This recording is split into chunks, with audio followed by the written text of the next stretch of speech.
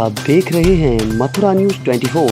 नमस्कार, आप देख रहे हैं मथुरा न्यूज़ 24 और मैं हूं आपके साथ आकांक्षा शर्मा। आप सभी दर्शकों को हरियाली तीज की बहुत बहुत बधाई। चलिए रुक करते हैं खबरों की ओर। कोरोना वायरस के संक्रमण की रफ्तार झांसी में थमने का नाम नहीं ले रही। हर रोज कोरोना के नए पॉजिटिव मरीज मिलने के अलावा लोगों की मौत भी हो रही है। कोरोना संक्रमण से जिला जेल में अब तक का सबसे बड़ा कोरोना संक्रमण का मामला सामने आया है। जिला जेल में हुई 127 जांच में अब तक 120 बंदी कोरोना संक्रमित पाए गए हैं। इतनी बड़ी संख्या में संक्रमित बंदी मिलने से जिले में हड़कंप मच गया। कोरोना मरीजों की संख्या का जैसे ही प्रशासनिक अधिकारियों को पता चला तो जिलाधिकारी और चिकित्सकों की टीम तुरंत जिला जेल पहुंच गई और बंदियों का टेस्ट शुरू किया गया। जिलाधिकारी ने बताया कि अब तक हुए टेस्ट में 120 बंदी कोरोना संक्रमित पाए गए हैं, जिनका जेल के अंदर ही इलाज किया जा रहा है। ये थोड़ा नीचे तो सगस चेहरा देखें वो सीओ साहब पे बहुत नीचे हो जाएगा। डीएम साहब आज आप यहाँ पे आए थे, कितने मरीज संक्रमित हो चुके और क्या व्यवस्था का आदेश दिए? देखिए, जेल में ऑलमोस्ट पिछले 12 दिन पहले भी एक पॉजिटिव केस आया था और उसके संबंध में आप लोगों को ये अवगत करना है कि जो पॉजिटिव केस आया था उनको ट्रीट करने के लिए हम यलवन बड़ा गांव पे ट्रीटमेंट करा रहे हैं। पहले की जो क्लिनिकल हिस्ट्री थी, 24 मरीज यहाँ पे मिले थे, जिसमें एक सिम्टोमेटिक था और बाकी 13 एसिम्टोमेटिक था। बाकी 13 को हमने उस बराक से जुड़े हुए कैदी को मानते हुए हमने टेस्टिंग करा दिया था, जो 14 मरीज पाए गए थे।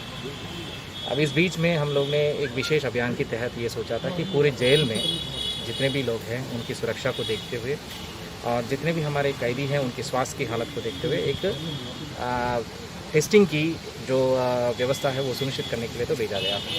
ये टेस्टिंग वृद्धाश्रम पे भी हुई थी पहले, जिसमें सब लोग नेगेटिव पाए गए थे। ये टेस्टिंग अनाथ आश्रम जो ऑर्फनेजेस है, 2 ऑर्फनेजेस, उस पर भी हुई थी, जिसमें भी नेगेटिव पाए गए थे। कुछ हमारे महिला गृह है, उस पर भी हुई थी, जो नेगेटिव पाए गए थे। उसी की तहत ये जेल में भी जहाँ पे हम लोगों को जो केस मिला था वो पूरा जो लोग जो अंदर रहते हैं उन लोगों की 1101 लोगों की एंटीजन किट्स मंगवा के टेस्टिंग करने की व्यवस्था की गई, जिसमें अभी तक 350 की टेस्टिंग हुई है, जो ऑलमोस्ट 127 केसेस का पॉजिटिव पाया गया था और 7 मरीज नेगेटिव होकर आज डिस्चार्ज भी हो गए थे।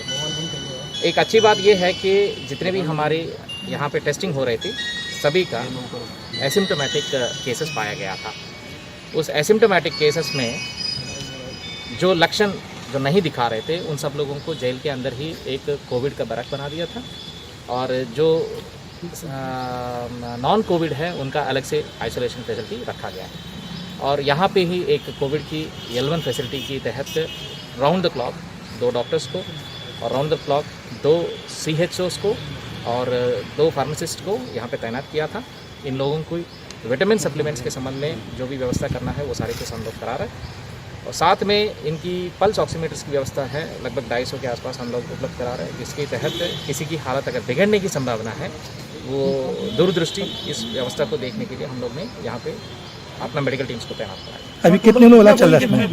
127 के आसपास, जो 7 नेगेटिव हो गए, अब तो 120 मान के चलिए।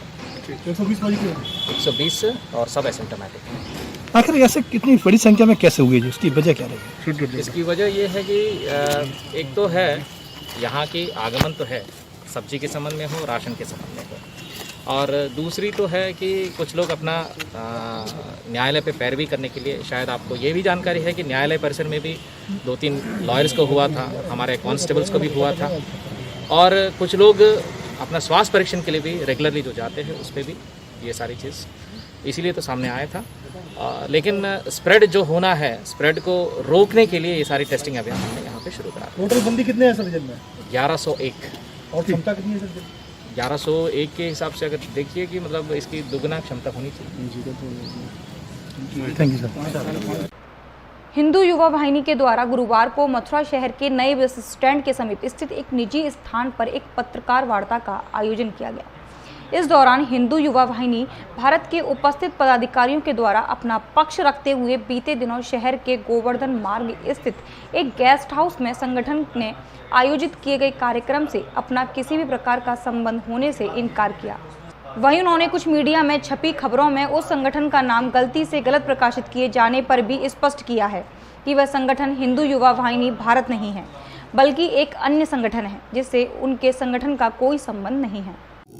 जी, आज के इस आयोजन का उद्देश्य क्या है, क्या कहना चाहेंगे? जी, जो रविवार निकल के गया है, एक राष्ट्रीय युवा हिंदू वाहिनी करके एक संगठन है, उसके राष्ट्रीय अध्यक्ष हैं अनुराग भृगुवंशी। उन्होंने विगत रविवार को लॉकडाउन की स्थिति में एक इतनी बड़ी सभा का आयोजन किया। उस सभा में एक महिला अधिवक्ता ने उनके ऊपर 1 लाख रुपए घूस लेने का आरोप लगाया।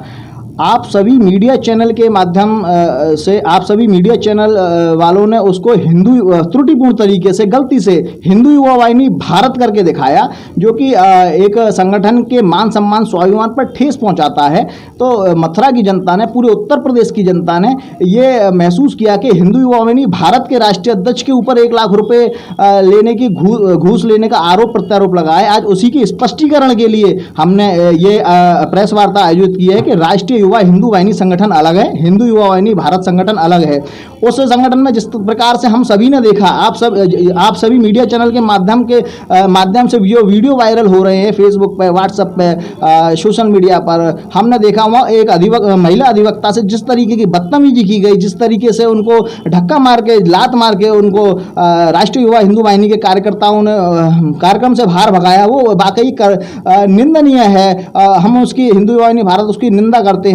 1 लाख रुपए लिया नहीं लिया एक वो जांच का विषय था, लेकिन एक नारी के सम्मान में हिंदू युवा वाहिनी भारत खड़ी हुई है। और उस नारी का अगर अपमान कहीं भी होगा तो हिंदू युवा वाहिनी भारत सड़कों पर उतरकर इसका विरोध करेगी। मथुरा सपा की पूर्व महिला विंग की जिला अध्यक्ष ऋतु सक्सेना के नाम से एक लेटर वायरल हो रहा है। उस लेटर को लेकर पार्टी के जिला अध्यक्ष लोकमणि जादौन और गोवर्धन विधानसभा के प्रत्याशी प्रदीप चौधरी के ऊपर लेटर में लगाई गई महिला नेता के शोषण के मामले में आज सपा की पूर्व जिला अध्यक्ष ऋतु सक्सेना और सपा जिला अध्यक्ष सहित प्रदीप चौधरी मीडिया के सामने आई, जहां उन्होंने लेटर को फर्जी और राजनीतिक साजिश बताते हुए कहा कि जो लेटर सोशल मीडिया में वायरल किया गया है वो सरासर गलत है और साजिश के तहत फर्जी बनाकर वायरल किया गया है, जबकि हमने ऐसा कोई लेटर नहीं दिया। तो जी, आपके नाम से एक लेटर वायरल हुआ था जिसमें जिलाध्यक्ष पार्टी के और एक कद्दावर नेता को कुछ अभद्र भाषा टिप्पणी करने का मामला था। क्या है पूरा मामला और क्या वो सत्यता है? जी, मेरे कुछ भी संज्ञान में नहीं था। मैं कल नहीं थी, मैं हॉस्पिटल में थी क्योंकि मेरी मदर इन लॉ को हार्ट अटैक आया है।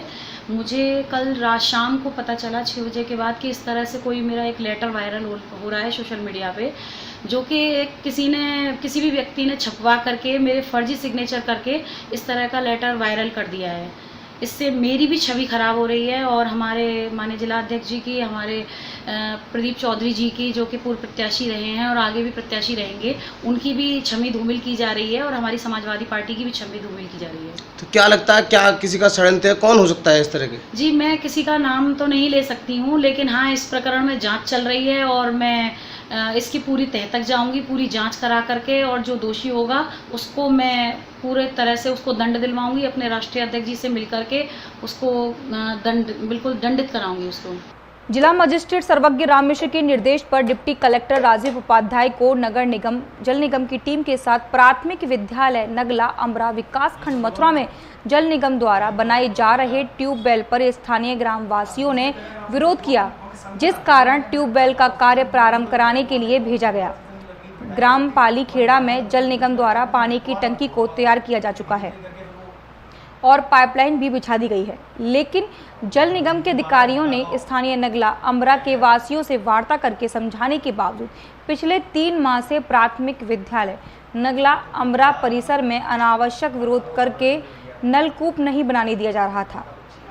प्राथमिक विद्यालय में नलकूप की स्थापना के लिए बेसिक शिक्षा अधिकारी व महाप्रबंधक जलकल नगर निगम मथुरा द्वारा अनापत्ति प्रमाण पत्र जल निगम को पूर्व में ही दे दिया गया है, किंतु इसके बावजूद भी जल निगम को नलकूप की स्थापना का कार्य स्थानीय निवासी नहीं करने दे रहे थे। सर, नगला अमरा में जल निगम का ट्यूबवेल स्थानीय लोग नहीं बनने दे रहे थे। इस संबंध में सर आपके द्वारा क्या कार्रवाई करी गई है? आज जिला मजिस्ट्रेट आदरणीय श्री सर्वज्ञराम मिश्र के निर्देश पर मैं नगला अमरा विकासखंड मथुरा में गया, जो नगर निगम मथुरा वृंदावन क्षेत्र के अंतर्गत आता है। पाली खेड़ा में जल निगम की पानी की टंकी बनी हुई खड़ी है तथा पाइपलाइन बिछी है, लेकिन प्राथमिक विद्यालय नगला अमरा में जल निगम का जो ट्यूबवेल बनना था उसे स्थानीय निवासी विरोध कर रहे थे तथा नहीं बनने दे रहे थे। आज मेरे द्वारा जल निगम के सहायक अभियंता शंकर लाल माधवा, नगर निगम के सहायक नगर आयुक्त धीरेन्द्र सिंह एवं नगर निगम, जल निगम और तहसील प्रशासन की ओर से नायब तहसीलदार सतीश चंद्र बघेल एवं राजस्व निरीक्षक व लेखपाल तथा थाना हाईवे के पुलिस बल के साथ मौके पर जाकर ट्यूबवेल बोरिंग का कार्य प्रारंभ करा दिया गया है। महिलाओं का कुछ विरोध हुआ, पुरुषों ने महिलाओं को आगे कर दिया था। महिला पुलिस बल भी मौजूद था, लेकिन महिलाओं को समझाकर कि ये क्षेत्र के विकास का कार्य है, खारे पानी की जगह आप लोगों को मीठा पानी मिलेगा, सरकार की विकास कार्य की योजना है, अतः उसमें योगदान करिए। तो महिलाएं भी वापस लौट गईं तथा कोई प्रतिरोध नहीं हुआ। ट्यूबवेल निर्माण का कार्य प्रारंभ हो गया है, अब कोई मौके पर समस्या नहीं। वृंदावन हरिनिकुंज चौराहे से हरमिला पार्क में बांके बिहारी कॉलोनी के नागरिकों ने विरोध प्रदर्शन किया। नगर निगम द्वारा गुरुवार को पार्क में शौचालय बनाने के लिए जब खुदाई प्रारंभ की तो स्थानीय लोगों में आक्रोश पैदा हो गया। लोगों का कहना है कि पार्क में शौचालय की कोई भी आवश्यकता नहीं है, क्योंकि इस पार्क में कुछ ही दूरी पर 2 सार्वजनिक शौचालय बने हुए हैं और जनता के लिए काम आ रहे हैं। पार्क घूमने की जगह है, ना कि शौचालय बनाने की। लोगों का कहना है कि शौचालय आदि बनने से पार्क में अधिक गंदगी होगी और मंदिर के सामने यह शौचालय बनाना जनहित में नहीं है। इसी बात को लेकर स्थानीय लोगों ने नगर निगम के खिलाफ नारेबाजी कर आक्रोश प्रकट किया। बांके बिहारी कॉलोनी पार्क बना हुआ है, क्या परेशानी आ रही है यहाँ पर? जय श्री कृष्णा। बांके बिहारी कॉलोनी में जो दिव्य हरिमिला पार्क है, इसमें बहुत ही रमणीय स्थान है। ये इस रमणीय स्थान को बहुत अच्छी तरीके से और बनाना चाहिए, बल्कि ये बिगाड़ रहे हैं। यहाँ लैट्रिन बाथरूम बना रहे हैं, ये बिल्कुल गलत है। बल्कि 10 कदम आगे जो लैट्रिन बाथरूम बने हुए हैं उनको तो ठीक से बना नहीं रहे। साफ सफाई रखें, उनको शौचालय चालू करें, लेकिन उनको चालू ना करके और नए इधर बनाने से और सब काम बिगड़ रहा है और यहाँ अशुद्धता फैलेगी। पीपल का पेड़ है, यहाँ बच्चे खेलते हैं, तो बच्चे बाल रूप हैं, तो उनके लिए यहाँ और अच्छे से खेलने की व्यवस्था रखना चाहिए। अब जो है उसको भी बिगाड़ के यहाँ लैट्रिन बाथरूम बना करके ये बहुत अच्छा नहीं कर रहे हैं, इसलिए यहाँ नहीं बनना चाहिए। हम सब कॉलोनी वासियों का ये विरोध है, इसकी हम कड़ी निंदा करते हैं सब लोग, और सबकी ये जो है यही सलाह है कि यहाँ बिल्कुल लैट्रिन बाथरूम नहीं बनना चाहिए। कोरोना वायरस के चलते लोगों के मन में डर पैदा हो गया है, जिसके चलते सड़क पर रहने वाले असहाय लोग व साधु संत का अकाल गौलोक वास हो जाने पर कोई भी उनका अंतिम संस्कार नहीं करता है। लेकिन वृंदावन में कई वर्षों से अज्ञात लोगों का अंतिम संस्कार करने वाली संस्था ब्रज गोलोक सेवा समिति द्वारा यह कार्य बड़े उत्साह के साथ करती है। साथ ही कोरोना जैसी महामारी में यह कार्य करने में पीछे नहीं हटी और अपने कार्य के प्रति कृत संकल्पित है। इसी के चलते गुरुवार को 12 घाट पर स्थित स्थानीय आश्रम में एक अज्ञात साधु का गौलोकवास हो गया। लगभग 65 वर्षीय अज्ञात साधु का धार्मिक हिंदू रीति रिवाज से पदाधिकारियों द्वारा किया गया। इस बारे में जानकारी देते हुए ब्रज गौलोक सेवा समिति के अध्यक्ष भगवान दास चौधरी ने बताया कि क्या नाम है आपका? भगवान दास चौधरी। अभी आप ये अज्ञात लाश ले आ रहे थे, किसकी थी? ये 12 घाट में मदन टेर पे एक बाबा था, मोहनदास नाम का, सभी लोग बताते मोहनदास बाबा था और परिक्रमा में सोनी सेवा करता था कभी 15-20 साल से। पूरी परिक्रमा में सुबह उठ के 5 बजे से सोनी सेवा झाड़ू सेवा करता था, परिक्रमा को सफा रखा। अचानक रात को बाबा की तबीयत खराब हो गई तो नजदीक एक आश्रम है बगल में मदन टेर के बगल में, वो आश्रम के साधु संत लेके मायावती सोसी अस्पताल और वहाँ पहुँचे सेवा आश्रम, वहाँ कोई उपचार नहीं मिल पाया किसी कारण। रात को फिर वो अपने आश्रम में वापस ले आए और उन्होंने अपने वृंदावन धाम में प्राण छोड़ दिए। तो उनका फोन आया साधु संतों का कि ये बाबा बाबा था, हम लोग हमारे आश्रम में प्राण छोड़ दिए हैं। तो हमारा कर्तव्य बनता है एक इतनी बड़ी कोरोना महामारी चल रही है, किसी को कोई महामारी नहीं फैले, किसी नुकसान ना हो, आश्रम में साधु संतों को कोई बीमारी नहीं फैले, तो हम लोगों ने आके अपने कार्यकर्ताओं के साथ में और बाबा को अपने कब्जे में लेकर और पुलिस प्रशासन को सूचना दी, वहाँ के रमनेती चौकी इंचार्ज को सूचना दी, पूरी प्रशासन को सूचना देकर और बाबा को लेके आए और उसके साथ में लकड़ी रार बूरा हिंदू रीति रिवाज से जो माता पिता का संस्कार करते हैं, इसी प्रकार अपने हम लोग रार बूरा घी लेके जा रहे हैं और माता पिता समझ के जैसे संस्कार करते हैं उसी प्रकार से बाबा का भी करते चले आए हैं, इसका भी बाबा का संस्कार करें। बलदेव ब्लॉक के प्रमुख राजपाल भंगार ने अपने विकास की गंगा का प्रारंभ कर दिया है और उनके द्वारा अब नित्य प्रतिदिन लोकार्पण का सिलसिला किया जा रहा है। इसी के तहत बलदेव ब्लॉक के गांव हयातपुर के समीप स्थित गांव अलीपुर में लगभग 100 मीटर लंबी इंटरलॉकिंग सड़क का लोकार्पण वहां के क्षेत्रीय बीडीसी सदस्य के साथ मिलकर किया गया, जिसकी लागत लगभग 3 लाख रुपए बताई गई है। इससे कुछ दिन पहले हम जो आए थे तो मेन रोड भी इसका जो है कहीं से लिंक रोड बढ़िया नहीं था, तो हम लोगों ने कुछ अपने जिला पंचायत में यहाँ की समस्या उठाई और हयातपुर से यहाँ तक लेकर के ये सड़क जो है उस पर डाबरीकरण हुआ, नहीं तो बहुत हालत खराब थी उसकी। उसके बाद अंदर गांव में जहाँ हमने लोकार्पण किया है, हमारे गुरुजी रहे वैजनाथ पंडित जी, इन्होंने जो है हमें शिक्षा दीक्षा दी है। इन्हीं के कहे अनुसार, सभी गाँव वासियों के कहे अनुसार, और हमारे पास में हमारी जो है यहाँ की क्षेत्र पंचायत सदस्य है सुनीता जी, आज मैं समझता हूँ कि इनको भी बड़ा गौरव महसूस हो रहा है कि मैं यहाँ की क्षेत्र पंचायत सदस्य हूँ। यहाँ जो है ये कार्य लगभग जो है 250 स्क्वायर मीटर के करीब है, जिसकी लागत समथिंग जो है 3 लाख के करीब है। तो ये कार्य जो है क्षेत्र पंचायत निधि से कराया गया है।